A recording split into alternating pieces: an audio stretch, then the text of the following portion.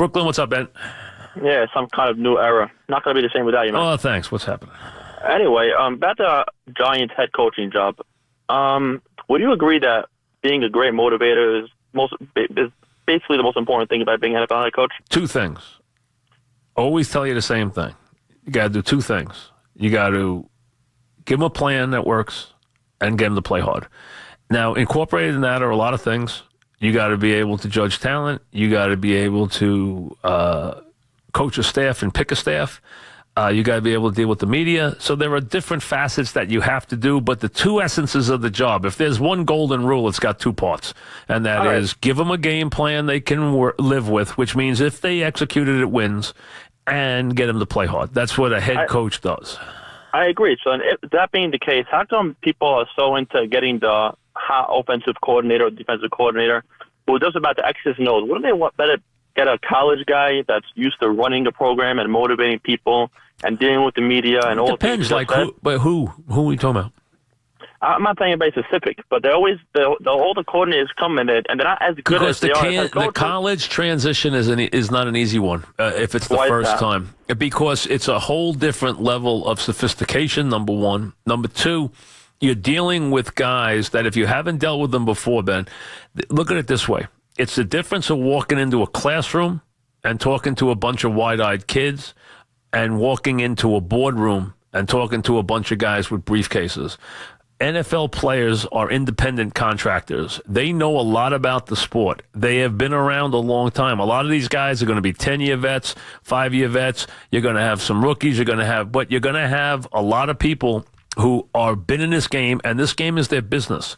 So you better know what you're talking about when you talk to them. You better understand their position like they understand their position. You better understand how to make their unit better, because they'll know you when you don't know it. So it's not like just coaching a bunch of kids. So there's guys who are better suited to talking to the kids in the classroom than they are to the guys with the briefcases. Remember, football players, all athletes, they're independent contractors. Now, some of them will be goofballs who don't act like they're independent, and they always act like kids, but other ones are going to act like businessmen. They're going to want to know how it serves them, how they get what they want, and how their team gets what it needs. That's how it works. So you got to be able to do both. But also with college, with the NFL football, your head coach has got to be very much a chairman of the board, in that he's got to be able to run a staff that is now a big staff. There's a lot of assistants.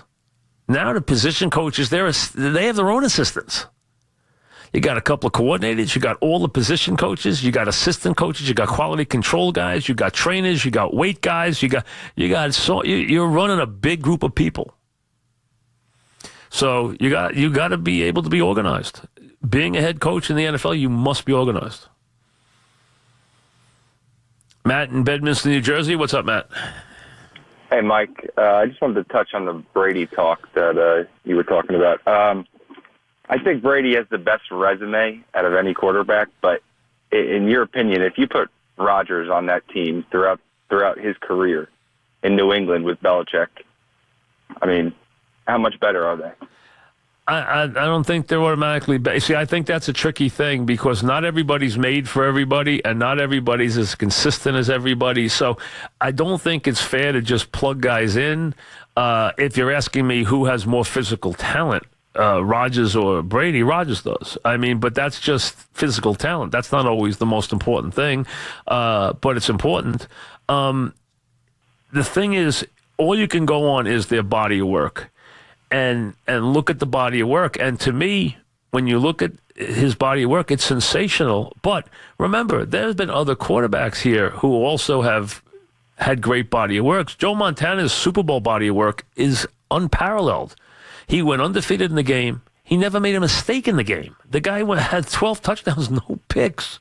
The guy was burying people in the game. So that's what except for one game, in the other games, he buried people. And so that's what he did. And so you look at that. Then you look at Peyton Manning and what he brought to the game in the regular season versus Tom. He was always the more dominant player. And he beat him head-to-head in the playoffs.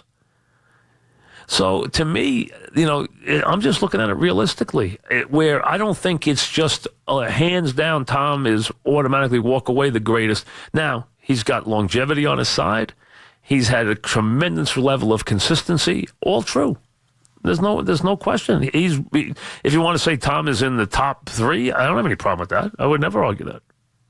Dwayne in Ohio, what's up, Dwayne? Hi, Mike. Thanks for the 30 years. Thank you. What's happening? Not much. There's some YouTube audio I got to listen to the other day. It was shortly after Mad Dog's wedding, and you guys were busting his chops about stuff. It was really funny, so I appreciated that. Listen, I'm familiar with the video, with the audio. I am familiar with it. I know what it's about. I started the whole thing. I know I caused it, so I understand it. Yes. Yeah, it was very funny. But anyway, on the about 2 quick questions for the Yankees. What's the latest? Have you heard anything else regarding CC? I mean, I feel a lot better. Yeah, I think he'll be back. I really think he'll be back. I don't think it'll be a holdup. I think CC might turn the screws on a second year. I can only see them getting stuck on a second year if the Yankees got adamant that they didn't want the second year. Josh in Brooklyn, what's up, Josh? Hey, Mike, how are you? What's happening?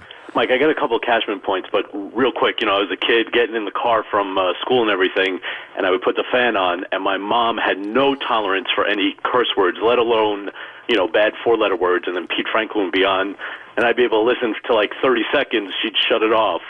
And then I remember putting you guys on, and I was able to listen until she was like, who is that guy with the voice? What is that voice? I can't listen to it. She's talking about Mad Dog.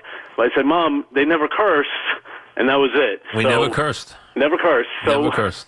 And never talk about it. And never make you turn the channel, ever. Never made anybody turn the channel in the car. That was a thing of ours. We didn't want people to turn the channel in the car. So we didn't do that stuff. You didn't have to. We didn't have to resort to it. We could do an entertaining show without having to stoop to stuff that's, things that people can rely on to scintillate. We didn't have to do that. Ed Summers, what's up, Ed? Merry Christmas, Mike. Thank you. What's happening? Question for you. I don't think you can really say who's the best quarterback. No, I don't think you can either. But my question to you is this. A lot of people forget that the Patriots went 11-5 with Cassell. So my question to you is this. Yeah, but they didn't win. Would it be... Yeah, but would you be fair to say that you think Brady may have played in the best system design? Because I think the best player I ever saw was Marino. I think they... I think that they were great for each other. I think they've complemented each other brilliantly. I think it's just the right marriage. I think Brady and Belichick. I think that, there will be major documentaries done on Brady and Belichick, and there should be. What they've done together is extraordinary. Dan was a great quarterback. I mean, the amazing thing is Shula's resume and Marino's resume, and then realize those guys never won a Super Bowl. It's hard to fathom that you could have a coach with that resume and a quarterback with that resume and think that those two never won a Super Bowl together. But it shows you how many variables there are. It just, it's amazing. It's really utterly stunning to think about it. I mean, it's almost hard to fathom that those two did not win together. Dan in Poughkeepsie, what's up, Dan? Thanks for taking my call, Mike. Yeah, what's happening? For 30 years. Thank you. What's up? My best time with you was I already said it before. I met you up in the Giant training camp, and that was my best time ever up there. I'm calling you because you were talking a couple of weeks ago about sporting announcers. There's a guy I really liked a lot. I was wondering whatever happened to him, Don Kritalicki. Who? Don Kritalicki, or... Never even heard of him.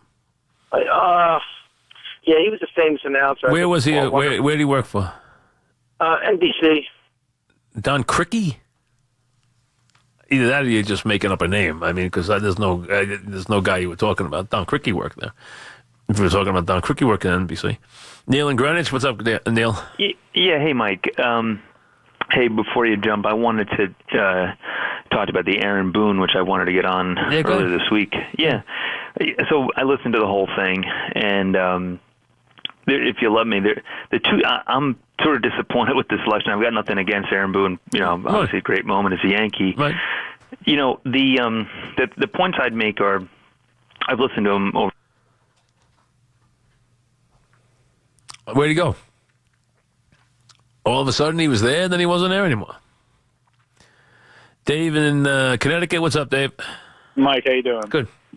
I just wanted to ask you, so I think definitely Michael Jordan has had the best career of all time, but do you think you can make the argument that LeBron James is a better overall player than Michael Jordan? They're very different. They have different strengths and different things that they do. Jordan had the perfect team around. He had the perfect sidekick who filled in what he wasn't as adept at. They had the team fitted exactly right. LeBron has been able what LeBron's been able to do is to have an impact where he has taken some teams that were not the best team, that were not really even very good, and driven them to the finals. Jordan didn't do that. Now you could say maybe there were better teams around him than they picked him off. When Jordan got to the finals, he won because he had the best team when he got there. LeBron has only a couple times had the best team. He has upset one year, and the other years he hasn't had the best team.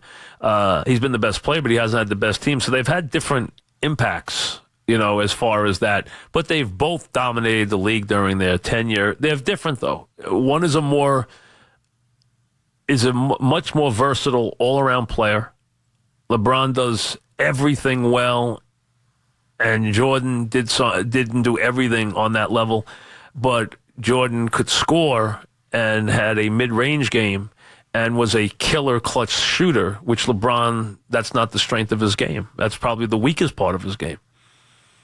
Is his ability to close with a shot is probably he'll do it, but it's probably the weakest part of his game, where it's the strongest part of Jordan's game.